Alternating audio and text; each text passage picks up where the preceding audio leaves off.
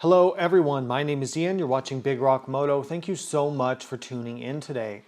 By definition, an adventure bike is a compromise motorcycle. It's designed to tackle both on and off-road.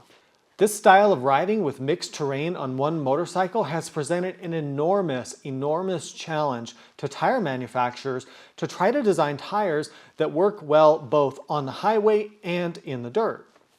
We all want a tire that hooks up in sand and dirt and mud, that sticks really well on pavement even when it's cold and wet, and that also lasts 10 or 20,000 miles. But as anybody knows who's ever ridden an adventure bike and used different kinds of tires, you're never ever going to find a tire that does all of that.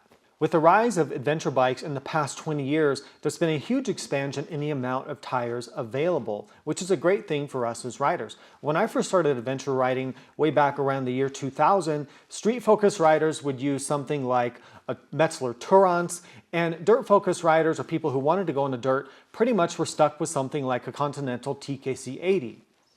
But since then, with the rise in popularity of adventure bikes growing like crazy, more and more tires have entered the marketplace. Since I've been doing adventure riding for a pretty long time, I've been lucky to try just about every tire out there. But with so many choices of tires, how do you even begin to choose what kind of tire is right to put on your adventure motorcycle? Now, before we go any further, please, I'm asking you to buy your tires at REVZILLA. And the reason is that I receive a very small commission from those sales of tires through REVZILLA, which helps support content creation on this channel. Now, one more shout out before I go any further. I want to give a huge shout out to Kyle Bradshaw. And Kyle, if you're listening, you have done so much to test and evaluate all different adventure motorcycle tires. You've given hundreds of hours into creating videos, publishing content for different channels, your own channel and other channels like Shoutout with the big tire shootout that everybody's seen. So I just want to say thank you to Kyle. I want to say this publicly for everything you've done to test different tires and inform all of us adventure riders. We really are in a debt of gratitude to you for doing that. Just really fast before we go any further in the video, I just want to invite you all out to the upcoming REVZILLA Get On Adventure Fest. It's being held in the Mojave Desert of California, April 21st through 24th. You can join me, a bunch of other really cool and friendly YouTubers out there, as well as the whole crew from REVZILLA. There's going to be guided rides, really cool routes to ride. There's going to be bike expos, demonstration, instructional courses. There's going to be really good time camping and hanging around at camp with a bunch of really cool people and doing awesome rides. I really hope you'll be able to join all of us out there. I'll put the link to buy tickets in the description below, and I hope to see you there. So to help you understand what kind of tire might be right for your bike, let's try to break down adventure motorcycle tires into three distinct categories. I'm going to show you the differences in construction and design and the different sets of compromises for each kind of tire to help figure out what tire is right for you. So the way I want to define adventure motorcycle tires, I want to put them into three different categories. And this stuff is probably going to sound pretty familiar, although mine might be a little bit different. First, let's start with something like this Michelin Anarchy Adventure. This is in the category of 80-20 tire, 80% street and 20% off-road. Similar tires to this would be something like a Continental TKC 70, the Pirelli Scorpion Rally STR, and a lot of the OEM tires you see coming on a lot of adventure bikes like the Bridgestone Battle Axe A41s. The next category of tires is what we like to call a 50-50 tire. So this is designed to equally handle 50% off-road riding and 50% street riding. So tires would include something like this Dunlop Trail Max Mission you see here. It would include something like the Moto's Tractionator GPS, or a tire like the Mitas Dakar E07. Now, the third type of tire that I want to define for purposes of this video would be what I call a 20-80 tire. And I flipped that, so what I mean is 20% street, 80% dirt. Some people want to categorize this and lump this in with the other 50-50 tires because it's all just a gray area anyway, right? You could ride this 50% off-road, 50% on-road, but there is a large difference in construction and design philosophy and compromise between a knobbier tire like this that is designed for adventure bikes versus those 50-50 tires we just looked at. So there are really three performance characteristics that you're looking at in a tire, and three ways we can break these down. One is going to be how does it perform on the street? Two is going to be how does it perform in the dirt? And the third thing, which everybody loves to talk about on the internet, is how long do the tires last? So when we're talking about performance on the street, there's a few things you have to keep in mind. What I want you to notice is that on this tire, this Anarchy Adventure, you notice how there's very small spaces between the knobs, and the knobs or the tread patches are very large and they're well connected, and they also are not very tall.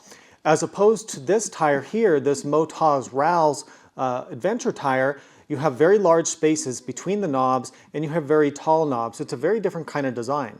What does this mean on the pavement? Well, what it means is that if you think about the physics of this, when this knobby tire is rolling down the pavement, you only have so much rubber in contact with a road at any given time. There's less rubber contacting the ground because you have these big voids between the tread blocks.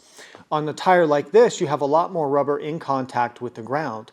Another thing that's going to happen is that these taller knobs, although tires like this really have evolved very, very much from a long time ago, I will admit that, but these larger knobs are going to move around and you feel kind of a squirming sensation when you're going aggressively through paved corners or sometimes even on the freeway, hitting rain grooves and things like that.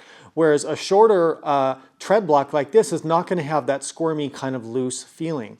The other factor for street performance is going to be the rubber compound, the kind of materials that go into the rubber, the additives they put in, but also the hardness or softness of the rubber. So a softer rubber is going to grip better, but it's going to wear out faster. And in general, a harder rubber is not going to grip as well, especially when it's cold and wet out, but it is going to last longer. Let's talk about performance in the dirt. So how a tire is going to work in the dirt on an adventure bike is actually a bit more complicated than most people think. Everyone just thinks, oh, a knobby tire is always better. But that's not necessarily true. The reasons that you do want a knobby tire are situations where you have very loose surface. So mud, sand, snow and ice, things like that, deep, deep gravel. That's where the knobs, they can bite deep down into the terrain and give you that forward momentum, but also allow the front tire also to hook up and provide good steering response. However, if you're riding on hard-packed dirt roads and gravel roads and fire roads that don't have a lot of loose surface on the top of them, something like this tire here actually can be more stable than a knobby tire in some of those situations because you have more rubber in contact with the ground and the tire won't walk around as much as something like this knobby tire would. However, at the end of the day, if you're pushing your adventure bike hard off-road and you need to navigate things like mud, sand, and snow, and you're far away from civilization, you probably want to have something that looks like this on your bike, just to give you that extra confidence in those really low traction situations or steep hills. Now let's talk about tire longevity. This is everyone's favorite discussion, along with what kind of oil to use, is how long is a certain tire going to last? The problem with this discussion is that there are simply a ton of variables that go into determining this. How heavy is your bike? How heavy are you as a rider? Are you carrying a passenger? Are you carrying luggage? What kind of asphalt are you riding on? Or are you riding on dirt or gravel? Are you riding through rocks? What's the temperature? Because hot temperatures wear out rubber faster than cold temperatures. Are your tires properly inflated? How fast are you riding? How aggressive are you with the throttle? Do you have a single-cylinder engine or a twin-cylinder engine? Because all these things I just said, although it sounds crazy, they all affect how long you're going to get out of the tread life on your particular tire. Now, all that being said, it is true that a smoother tire with harder rubber like this 50-50 tire, this Trail Max Mission, is going to last longer than something like this MOJAVE REVZILLA with these bigger knobs that are going to heat up and kind of melt off and kind of shark tooth on the pavement. All right, so I've switched out to the front tires here just to give you something different to look at, because the front tire designs, especially on this Trail Max Mission, are very, very interesting and unique. So let's talk about each category of tire and some of the characteristics that they have and why you might choose it. So let's start at the top here with an 80-20 tire like this Anarchy Adventure. We've talked already about, the tread blocks that are close together. They're not very tall tread blocks. A tire like this is going to give you really good longevity. It's going to perform really well on the street. It's going to give you good grip in cold and wet conditions because of the rubber compound. They're generally going to be quiet, although that's not always the case. I know on my GS, this tire actually gives me a lot of hum, especially from the front end. So this tire is going to be good for somebody who mostly wants to stay on the street.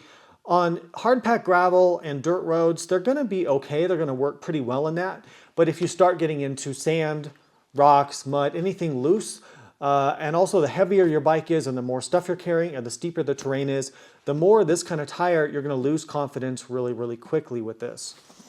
All right, so now let's look at the 50-50 tire. So you notice some of the differences are you have more tread spacing and taller knobs than the 80-20 tire, but not as much as the 2080 or the dirt-focused adventure tire down here with this Moto's dual venture front tire.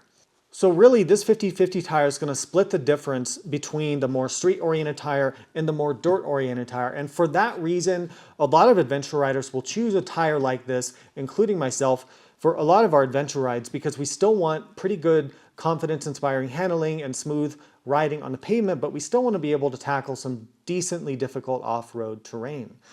All right, so now let's move down to the 2080 tire or the dirt-focused adventure tire.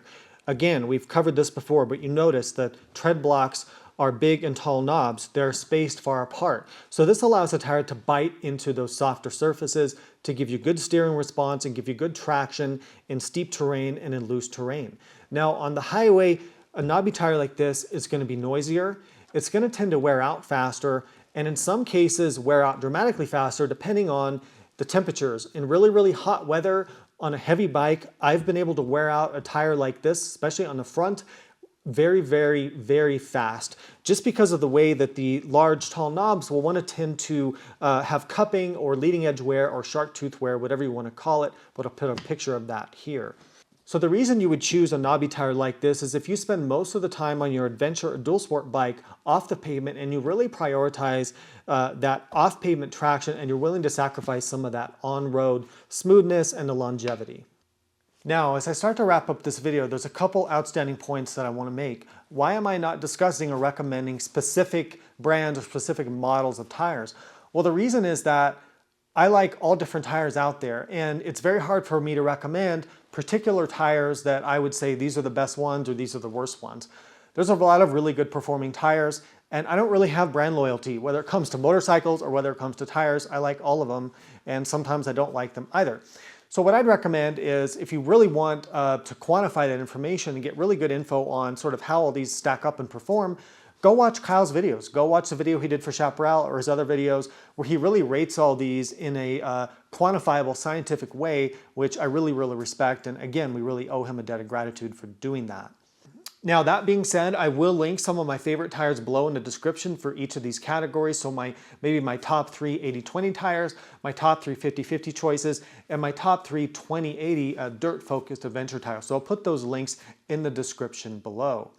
Now, as we close this out, remember, just like with adventure bikes, as we've proven, there will never be, and there has never been, a unicorn adventure bike, the perfect size that can do everything with no compromise.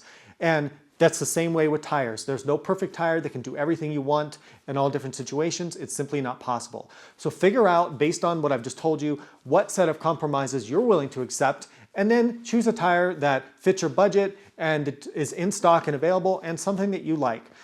So I hope this video was useful. If it was, please consider supporting Big Rock Moto, and all the ways to do that are down in the description below. Thank you so much for watching. Please ride safe, and we'll see you out there. It's just very docile. I like it off-road. It's a nice bike to ride off-road. And if you combine that with the fact that it's such a good long-distance touring bike, this bike is actually better than it looks on paper for sure.